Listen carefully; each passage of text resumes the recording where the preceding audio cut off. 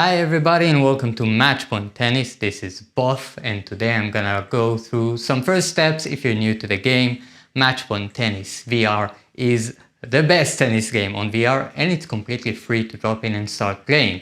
But when you start playing, you'll be met with a short tutorial teaching you really the basics on the game and then you'll just drop into this screen. Now let me tell you something. You are not ready for multiplayer at that point. If you try and jump into a multiplayer game at this point, you'll probably just waste your own time, your opponent's time, and make a fool of yourself. So in this short video, I'm gonna show you some first steps, what you should practice, how you practice, some basic settings, and how to get started and how to get good. Let's go! So when we first drop into the game after the tutorial, you can go around and play with your player and customization and whatnot, but when you're ready to start playing, you want to go and hit the practice court right here, the green ball in the bottom left corner, and you can choose one of the three practice courts. I recommend starting the practice on the hard court. It's the most neutral and beginner friendly kind of court. So we'll hit begin, and here we are. Let's do some basics. This is your practice menu or your in-game menu where you have access to your settings.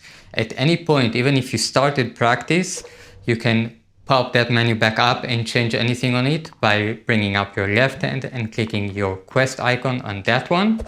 It will bring you back to this menu. If you hit your right hand quest icon, you'll get the out of game menu like so. Let's look at some of these settings before we actually start practice. On the left, you have your movement mode. This was explained in the tutorial, but let's go with it quite quickly. You have auto teleport. This is good if you get VR motion sickness. Basically, you get teleported automatically like so to the position where you'll be in ideal position to hit an incoming ball.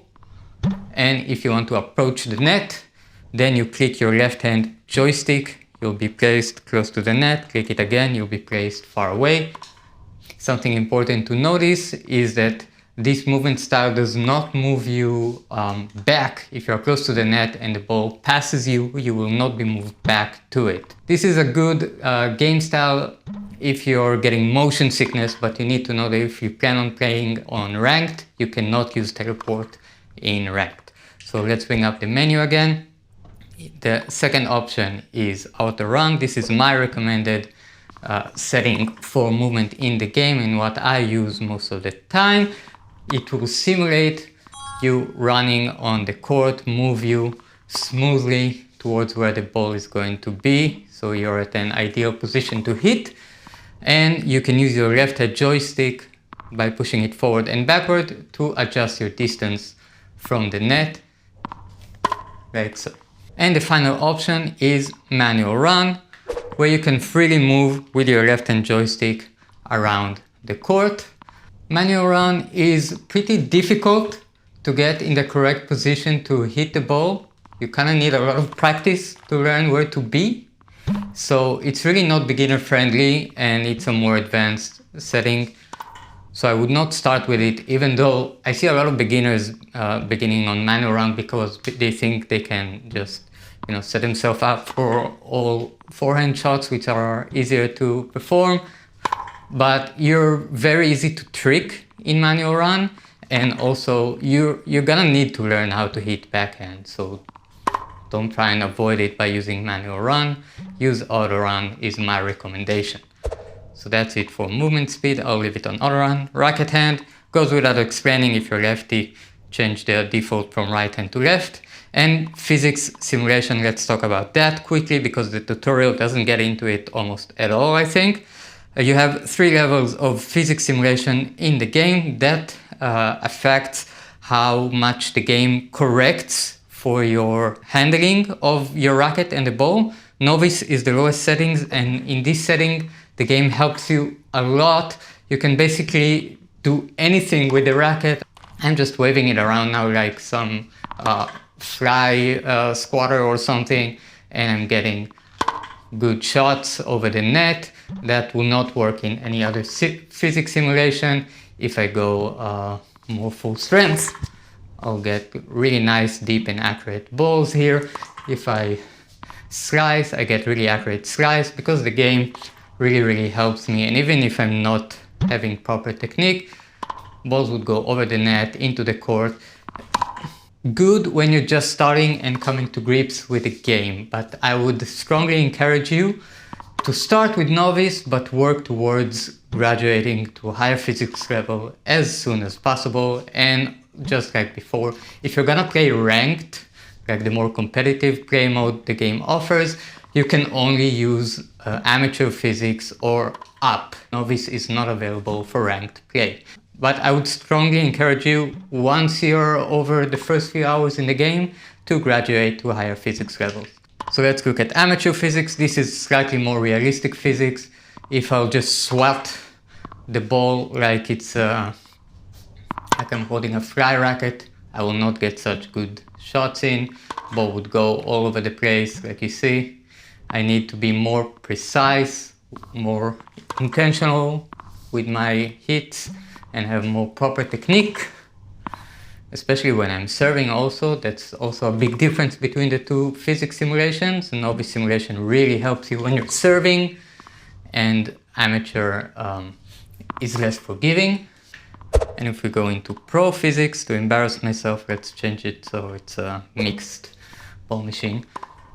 Then this is supposedly the most realistic physics simulation in the game, and you really pro rewards proper technique and accuracy rather than power.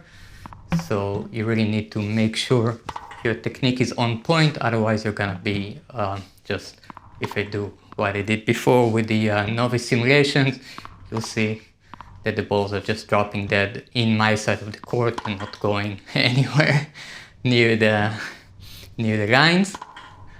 So you really need to have proper technique to play in pro, serving in pro, etc. Over here in the ball machine mode, we can decide what direction the balls go to, the forehand strike, the backhand strike, or mixed, and the trajectory. The default you've seen now, but you can play around with it and have the machine send you heavy topspin balls, like these balls with really high bounce and power and topspin, like some strong attack from your opponent, and practice on how to defend. Or you can practice how to handle a lob, a really high and slow ball that bounces high above you.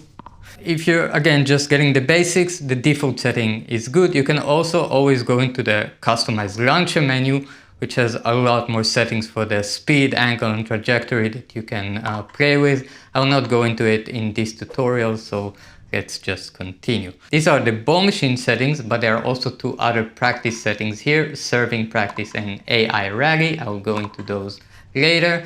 What I want you to start doing with the ball machine is get to a point where you can consistently hand, first of all, the forehand. Right? The forehand is when the ball is coming towards your strong hand side, so my right side. You want to be able to send the ball over the net and into the court. Don't worry about where in the court it goes at the moment. You can prioritize deep balls that go over the half court line, but I don't care about at this point if it goes on the right, on the left. I just want it over the net and in the court, like so. Next one, which is a little bit more difficult, is the backhand. A lot of beginners don't know what to do with a ball coming to their weak side, to the left. You see them doing things like that.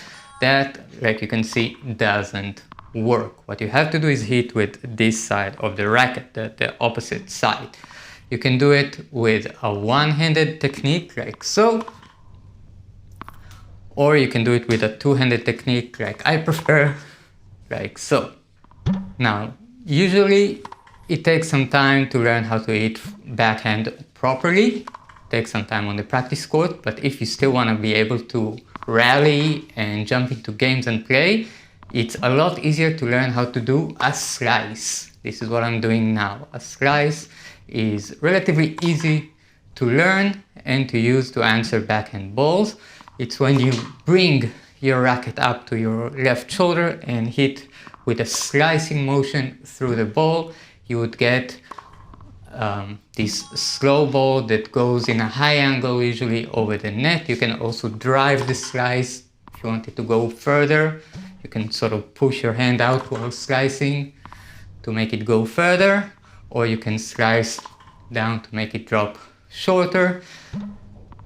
A slice is relatively easy to learn in the beginning, and with novice physics it's also really easy to pull off, but you have to be aware that any slightly experienced opponent will know how to handle these balls and really punish you if you hit them all the time. So again, I would highly encourage you to learn how to hit a nice deep backhand like so.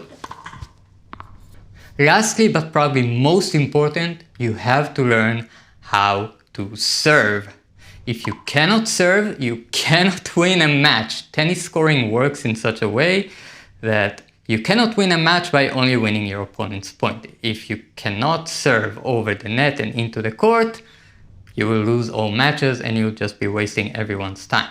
So go into the practice menu, go into serving. You can choose which side of the court to serve from. It doesn't matter at this point.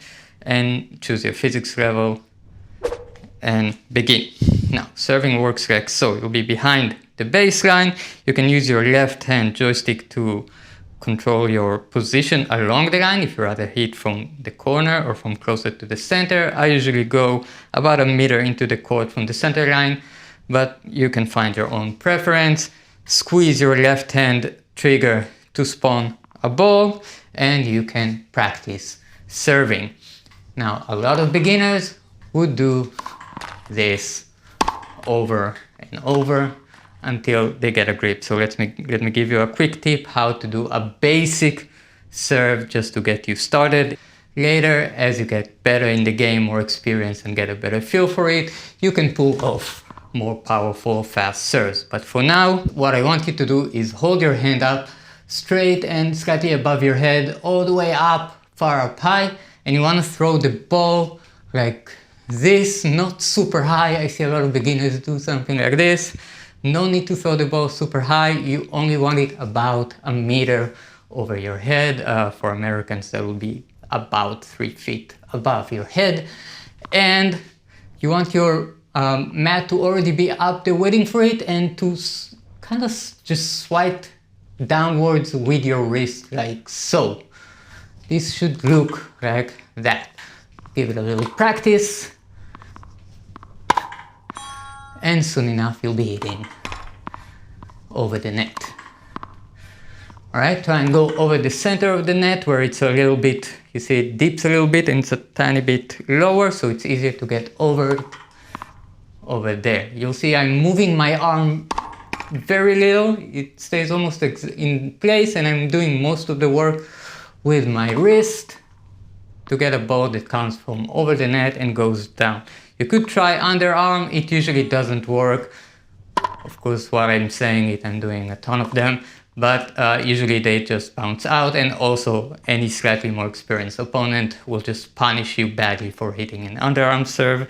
You won't actually catch them by surprise here because auto run would automatically move them to where the ball is going to be. So when you are done practicing your serve, and you can practice both sides of the court, of course, you also need to know how to serve the other way. Okay, turn your body towards where you want the ball to go.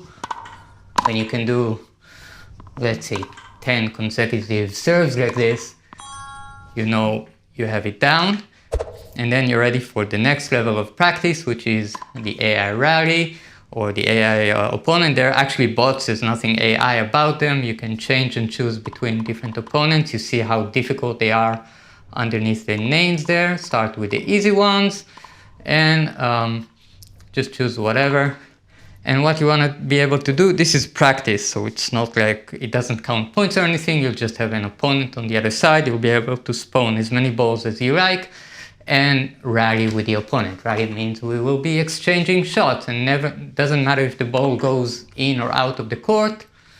All right, we will keep playing. The opponent will almost always return my shot, and I'll be able to practice a little game. Once you are able to go against the easy AI and have a prolonged rally, okay, and a consistent serve, you can give yourself one more test if you can beat the AI. For that, we need to finish the practice, so let's do that. Bring up our menu, end session, you'll get some XP, okay, quit. And here we want to go into single player. choose our A.I Rally. You can go quick match. Let's go for Paris. Paris is the most forgiving court for beginners. It's a hard court. Check your settings and begin match. You'll be serving first. And you'll see the easy AI makes a lot of errors, so as long as you're able to serve over the net and return a few shots, you will probably win the game. And when you're able to beat the easy bots, then you really know that you're ready to jump into multiplayer. And lastly, if this video helped you and if you liked the game, don't forget to subscribe, put down in the comments what you'd like me to teach you guys next, and join the game's Discord community and come talk to us, meet and play with us. See you guys on the court!